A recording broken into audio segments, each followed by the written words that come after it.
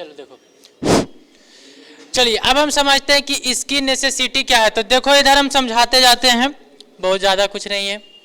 देखिए सबसे पॉइंट मतलब कि पहला पॉइंट तो समझा दिए थे, दूसरा पॉइंट आपका समझा दिए थे, तीसरा आपका एक्सटर्नल में। देखो इधर देखो, पहला यह है कि जब आपका डायमेंशन रेस्ट्रिक्टेड रहेगा, ठीक है, डायमेंशन क्या रहेगा, रेस्ट्रिक्टेड रहेगा, तब आपका स्पेस कम रहेगा, तब आप क्या कर सकते हो, डबली का डिजाइन करना है, ठीक है। दूसरा पॉइंट कि अगर आपका सिंगली अगर आपका मोमेंट ऑफ रेजिस्टेंस नहीं लोड सह पा रहा है, तब हम कौन सा डिजाइन करेंगे, डबली। मतलब कि सिंगली का जो मोमेंट ऑफ रेजिस्टेंस रहेगा वो आपका लेस देन किससे रहेगा, एक्सटर्नल से रहेगा, तब हम क्या डिजाइन करेंगे, आपका डबली। तीसरा पॉइंट मेरे पास है कि जब आपका रिवर्सिबल स्ट्रेस दो कंडीशन से आ सकता है। देखो सपोज दैट ये बीम है, बीम ऐसे होगा तो इसका दो फेस होगा, एक फेस ये और एक फेस ये। अगर इधर लगाओगे तो ट्विस्टिंग होगा, अरे होगा ना, मुड़ेगा, और जब मुड़ेगा तो मतलब कि ऊपर में भी टेंशन और नीचे में भी टेंशन आ जाएगा। अरे इस चीज को आप पकड़ो, अब पकड़ करके इसे ऐंठ दो तो यहाँ पर भी टेंशन आ जाएंगे, यहाँ पर भी आएगा कि नहीं आएगा, और मतलब हर एक फेस पे, इस फेस में भी टेंशन आ जाएगा, क्योंकि ऐठाने की कोशिश करेगा ना तो टेंशन आ जाएगा। तो वही यहाँ पर बोल रहा है कि जब आपका लोड में आकर on either face of member, मतलब कि कोई भी आपका फेस पे मेंबर में हो जाए, ऐसे हो जाए, इधर से हो जाए, किधर से भी हो जाए, तो इसमें क्या होता है कि आपका स्ट्रेस तो चेंज कर गया। लोड ऐसे लग रहा था, अब तो ऐसे लग नहीं, साइड में लग गया तो ट्विस्टिंग हो गया, या फिर ऐसे लग गया तो ऐसे बेंड कर जाएगा। जैसे ई है, बीम है, तो बीम में ऐसे भी तो लोड लग सकता है ना, मान ली आया को ऐसे मार दिया तब तो खत्म हो गया, उस चीज होता है। ऊपर से साइड में लग गया तब हमारा हो गया। तो किसी भी कंडीशन में अगर लोड कन्हू से आ जाए तो उसके लिए आपका जो होता है वो डबली अच्छा रिस्पॉन्स करता है, ठीक है। और साइड फेस रेनफोर्समेंट भी हम देते हैं, जिसकी हम बात करेंगे, आपको साइड में भी देते हैं। जब डेप्थ बहुत ज़्यादा हो जाता है ना, डेप्थ 750 mm से ज़्यादा हो जाता है, तो क्या होता है कि ऐसे ट्विस्ट होने लगता है, ऐसे बेंड, तो साइड में भी हम रेनफोर्समेंट देते हैं। इस साइड मतलब कहाँ गया फिगर, इस साइड भी हम रेनफोर्समेंट देते हैं, इस साइड, अरे किन साइड, इस साइड देंगे ऐसे, ठीक है, साइड में भी देते हैं। तो ध्यान रखिएगा साइड में भी आपको देना जब डेप्थ बहुत ज़्यादा हो जाए तो देखना तुम कभी साइड पे जाओगे ना तो तुमको साइड में दिखेगा रेनफोर्समेंट, कभी जाना साइड पे।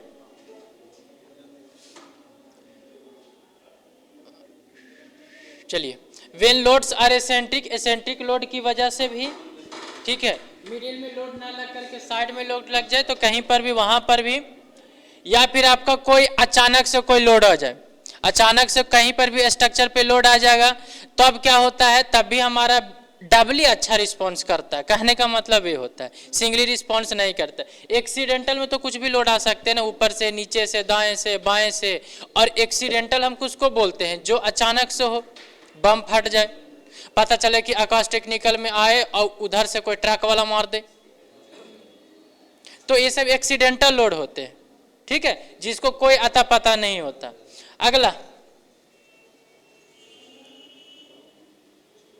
देखो, ये जो तुमको थोड़ा सा कंटिन्यूअस बीम जो था ना, देखो जब कोई कंटिन्यूअस बीम बताए थे कि आपका एक से ज्यादा स्पान रहता है, तो कंटिन्यूअस बीम और जो स्लैब सेक्शन रहता है तो सपोर्ट पे हम डबली ही डिजाइन करते हैं। जो सपोर्ट होता है ना, ये सपोर्ट है, तो सपोर्ट में हम ऊपर से ऐसे पास करके लेकर के जाते हैं, ठीक है। तो ये चीजें था, ज़्यादा तुम लोग का इसका नेसेसिटी तो पढ़ना भी नहीं था। अब देखिए मेन पॉइंट आता है, ये पीछे का सब लिख लेना, समझ जाना, ज़्यादा कुछ नहीं है। अब मेन आता है ये, और ये एनालिसिस बहुत आसान है। जैसे अभी हम बताएं, क्या बताए थे, ध्यान से सुनो, कि आपका सबसे पहले ये बीम है, मान लेते हैं कि डबली बीम मैंने डिजाइन किया होगा, एनालिसिस करवा रहे, डिजाइनिंग नहीं। देखो इधर एनालिसिस में क्या करते हैं, पहले से बीम डिजाइन होल रहता है, एनालिसिस में वही करते हैं ना। तो जब तक आप किसी चीज को सीखोगे नहीं, देखोगे नहीं, तब तक आप डिजाइन कैसे कर सकते हो। किसी चीज को सबसे पहले आपको देखना पड़ता है, कहीं पर भी, जैसे में कि डैम बना होगा, तो डैम अगर हम बोले कि तुम अच्छा वाला डैम बनाओ, तो तुम पहले डैम के चारों पट्टी घूमोगे जा करके, भयानक भयानक डैम देखोगे जा करके। जो होता है, जो आपका जो नया होता है वर्कर, जो नया काम करवाने वाला रहता है, तो जो नया काम करवाने वाला रहता है वो क्या मतलब कि कहीं उसको डैम नहीं देखा हुआ रहता है। इसी को तो बोलते हैं कि एक्सपीरियंस रहता है उसके पास। एक्सपीरियंस का मतलब क्या है कि वो अलग अलग स्ट्रक्चर को डिजाइन किया हुआ स्ट्रक्चर को देखा है, वो समझा है। तो जब तक आप किसी चीज को देखोगे नहीं, समझोगे नहीं, तब तक उसको डिजाइन कैसे करोगे। तो सबसे पहले आपको यह पता चला गया कि स्ट्रक्चर को देखो कैसा डिजाइनिंग किया हुआ, तब उसके बाद। और नहीं तो फिर कभी कभी अचानक डिजाइनिंग किया जाता है जो कि आपका पता नहीं चल पाता, तो फेल भी हो सकता, पास भी हो सकता। जैसे में कि शुरू में कोरोना का वैक्सीन आया था, क्या गारंटी कि कोरोना का वैक्सीन लेगा तो वो मौत नहीं होगा। तो भाई उसके लिए क्या होता है, बंदर उंदर है ना किस काम का रहता है, अरे यही किया जाता है ना, तुम ही बताओ हमको। तो शुरू बार जब कुछ भी होता है ना, तो किसी को कुछ भी पता नहीं रहता, कुछ भी हो सकता है हमारे साथ। तो देखते हो कि ट्रायल पे जाता है तो 3 महीना 4 महीना 5 महीना पे देखा जाता है कि कोई इफेक्ट तो नहीं दिख रहा है ना, तब तो सबसे पहले आपको देखिए उसको। तो कोई अगर अचानक तुम डिजाइन कर रहे हो तो भाई उसकी हम नहीं कर सकते, बट ये डब्ल्यू बीम तुमको अगर बोल दिया जाए डिजाइन करने के लिए, तो तुम तो अचानक तो नहीं कर रहे हो। अरे पहले से तो स्ट्रक्चर डिजाइन हो रखे हैं, तुम जाकर के पहले उसको देखो। तो पहले से स्ट्रक्चर डिजाइन हो रखे हैं। तो डब्ल्यू हम किसको बोलते हैं, जिसमें ऊपर में भी आपका डिजाइन बार रहेगा और नीचे में भी क्या रहता है आपका डिजाइन बार। ऊपर में भी एरिया ऑफ स्टील कंप्रेशन में रहता है और नीचे में भी एरिया ऑफ स्टील किस में रहेगा, टेंशन में। अब इसको हमको समझना है, क्या करना है। जो आपका बीम डिजाइन है, हम साइड पे गए और बोला कि आप ये जो है वो बीम आपका डबली किया हुआ है, बीम रखा हुआ, तब सोचोगे नहीं कितना लोड के लिए डिजाइन किया हुआ होगा, तो आप निकालोगे। जब तक उसको देखोगे नहीं, तो एनालिसिस नहीं करोगे, तब तक तुम कोई और स्ट्रक्चर को डिजाइन कर दोगे बीम नहीं। पहले सोचो, तो इसको सोचो, थोड़ा सा समझो और सोचो कि कैसे किया हुआ होगा डिजाइन, कैसे किया होगा डिजाइन। जिसको सोचने से ऐसा लगता है कि एक काम करें, हम पहले इसको सिंगली डिजाइन कर देते हैं और फिर उसके बाद रिमेनिंग, मतलब कि ऐसा सोचा होगा कि पहले जो है वो सिंगली डिजाइन किया होगा और फिर रिमेनिंग बचा तो उसके लिए फिर ये ऊपर वाला रेनफोर्समेंट दिया होगा। तो इस चीज को समझने के लिए हम क्या करते हैं कि कोई चीज को समझने के लिए प्रैक्टिकल में कुछ और होता है और हम बुक में कुछ और कर देते हैं, ठीक है। तो एक काम करते हैं कि इसको समझने के लिए हम इसको 2 भागों में तोड़ते हैं। ऐसा थोड़ी होगा कि बीम में रहेगा तो डिजाइनिंग हम उसको 2 से आरी ला के काट देंगे, ऐसा नहीं करना। यहां पर समझते हैं कि ये मेरा ऐसा स्ट्रक्चर होगा, तो इसका मतलब ये पहले सिंगली होगा फिर आपका डबली होगा, मतलब इसको हम 2 पोर्शन में बांट सकते हैं समझने के लिए। तो 2 पोर्शन में कैसे बांट सकते हैं, तो देखिए एक काम करते हैं कि ये जो AST1 है ना, ये जो AST है इसको हम 2 भागों में तोड़ रहे हैं। ध्यान से सुनो, ये जो AST है इसको हम 2 भागों में तोड़ रहे हैं। एक है AST1, अरे यार AST1 प्लस में AST2, और ये दोनों AST1 और 2 मिलाकर के कितना हो गया AST। ध्यान से सुनो, AST1 प्लस में AST2 2 है। अब ये दोनों एरिया ऑफ स्टील मिला करके और ए हो गया। अब किसको AST1 मानेंगे, किसको AST मानेंगे, क्यों मानेंगे हम ऐसा। तो देखो ऐसा काम करते हैं कि देखो हम क्या करते हैं कि यहाँ पर जब कुछ पोर्शन ही डिजाइन हो रहा होता है ना, तो इसको हम ये समझते हैं कि देखो जब इसको हम तोड़ दें और ऐसा करें, ध्यान से सुनो, ऐसा करें कि ये 2 बार को अगर हम मान लेते हैं कि AST1 ले लिए, AST1 ले लिए, अब ये 2 बार को AST2 ले लिए। और अच्छा ये बताओ कि जब ये दोनों को अगर हम जोड़ेंगे तो वही ना होगा AST के बराबर। तो तोड़ दे या फिर ना तोड़े, बात तो बराबर है। अगर हम इसको AST ना लिख करके हम ऐसे बोले कि ई दोनों का हम AST1 माने हैं और ई दोनों के AST2 माने, तो क्या AST चेंज करेगा, नहीं चेंज करेगा। तो ऐसा करते हैं कि इसको भी हम दो भाग में तोड़ देते हैं। ऐसा मान लेते हैं कि एक जो है ST1 है और दूसरा ST2 है। ऐसा इसलिए किए हैं क्योंकि इसको भी कुछ सपोर्ट चाहिए, एनालिसिस करने के लिए इसको भी सपोर्ट चाहिए, अकेला नहीं रहना चाहिए। देखो कैसे नहीं रहना चाहिए, अभी समझ में आएगा। चलिए हम इसको दो भागों में तोड़ दिए, ये तो समझ में आ रहा होगा। मान लेते हैं कि एक को ST1 और ST2, अगर पूरा ST निकालना तो क्या करना पड़ेगा, ST1 प्लस ST2।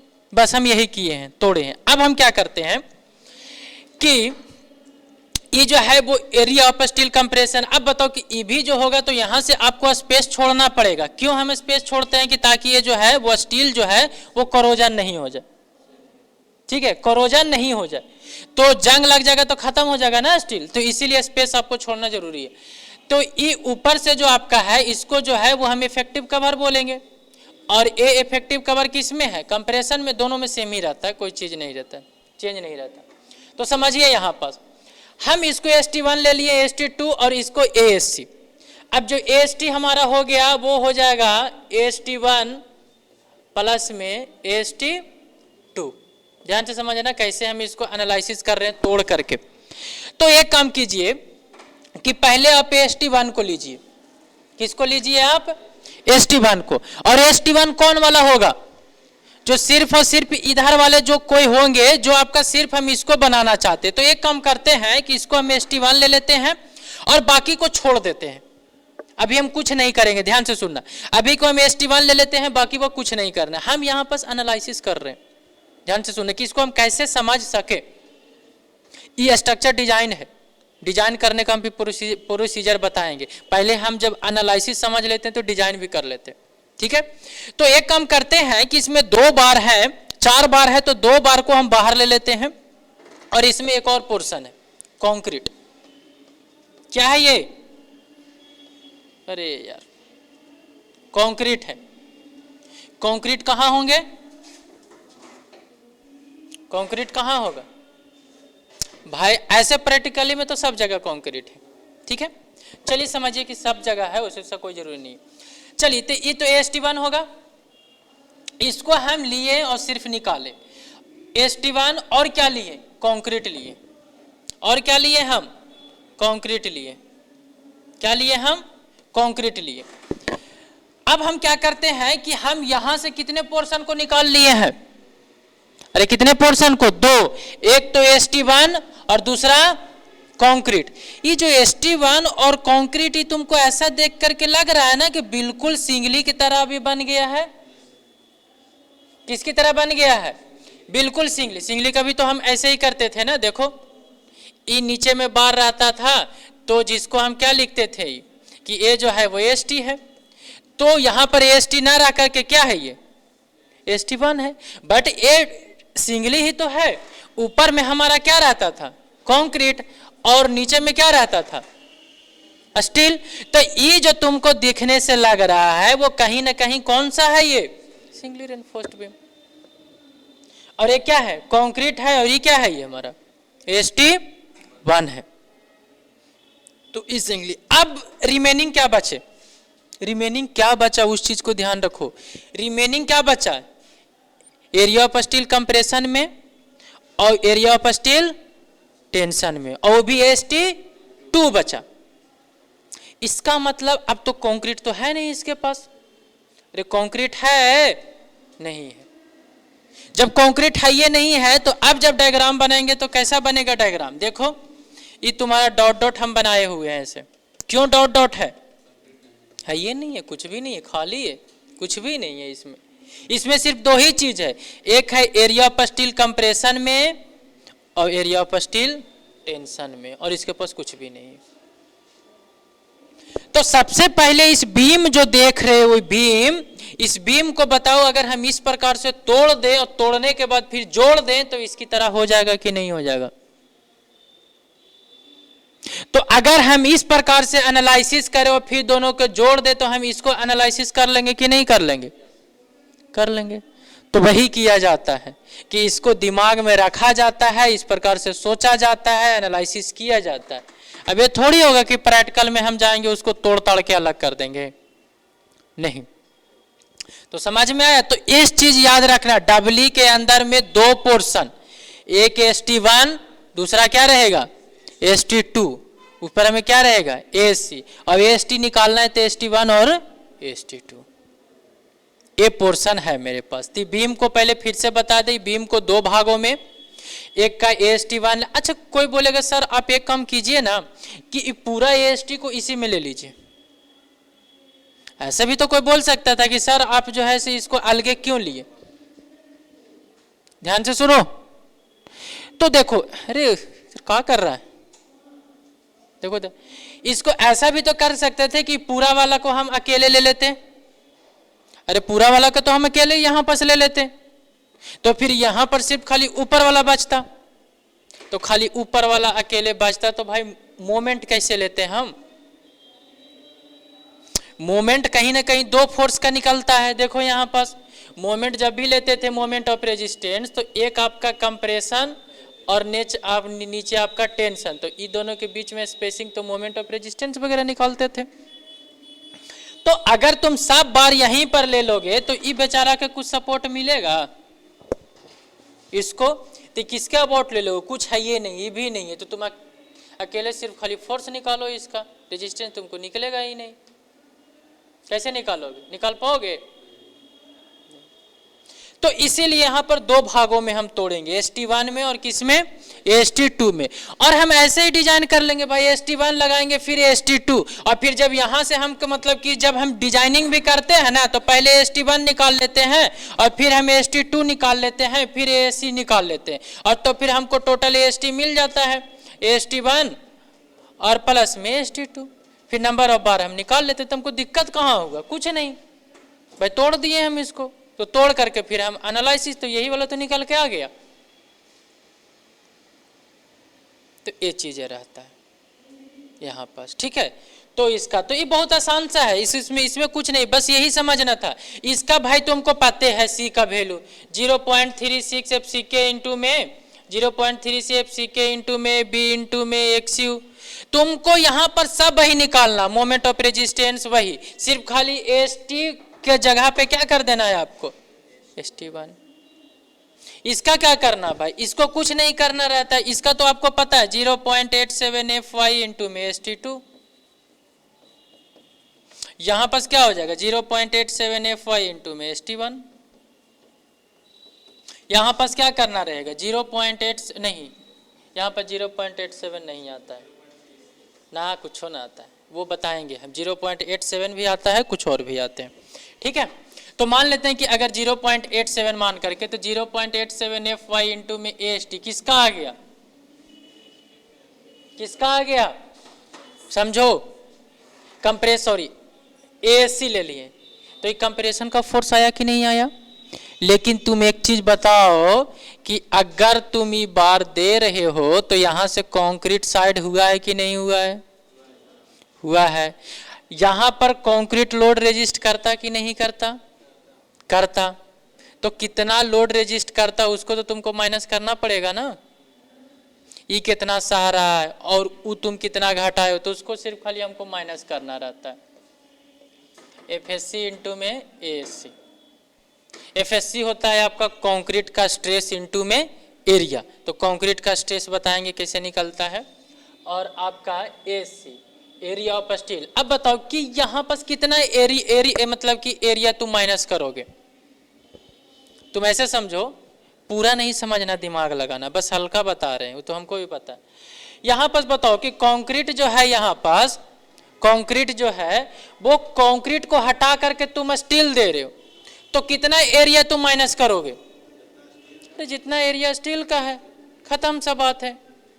तो बस वही कंसेप्ट हो जाता है, पूरा खत्म हो गया, बस यही कंसेप्ट है, इसमें कुछ ज़्यादा कुछ नहीं आता, खाली रेगुलरिटी में से मेंटेन रहता है, बाकी वजह पे, और बाकी वह क्लास एब्सेंट नहीं। अब बताओ कि कोई क्या करेगा कि सर क्लास ही छोड़ दिया, क्लास छोड़ दिया, बताओ तुमको लगता है कि समझ में आ जाएगा उसको, आगे काम बताएंगे तो जिंदगी में नहीं आएगा, उसको